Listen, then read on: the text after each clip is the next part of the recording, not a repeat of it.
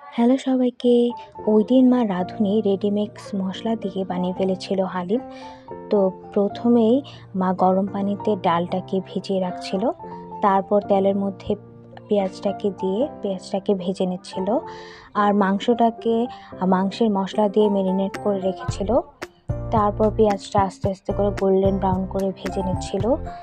মা বেরেস্তাটাকে তুলে রাখছিল। তারপর কড়াইয়ের মধ্যে গরম মশলা দিয়ে এবং ম্যারিনেট করা চিকেনটাকে দিয়ে আর গার্লিক কুচি কিছু দিয়ে দিয়েছিল। তারপর প্যাকেটের মধ্যে যে হালিমের যে মশলাটা ছিল সেটা দিয়ে দিয়েছিল। তারপর বেশ কিছুক্ষণ সময় নিয়ে কষে নিচ্ছিল।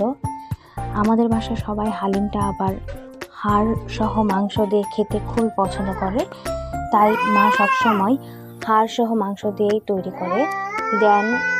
দেন মা দিয়ে দিয়েছিল হচ্ছে বোম্বাই মরিচ এবং কুচনো পেঁয়াজ। তারপর মা গরম ডালটাকে ঢেলে দিচ্ছিল। তারপর বেশ কিছুক্ষণ সময় নিয়ে মা ডালটাকে সিদ্ধ করে নিচ্ছিল। দেখুন কালারটা কি সুন্দর এসেছে। তারপর আমাদের হালিমটা রেডি হয়ে গেছে। তারপর আমরা বেড়ে নিয়েছিলাম। তারপর উপর দিয়ে আমরা কিছু বেরেস্তা দিয়ে দিয়েছিলাম, এটা শুধু ডেকোরেশনের জন্য। তারপর উপরে ধনেপাতা দিয়ে রেডি। Thanks for watching.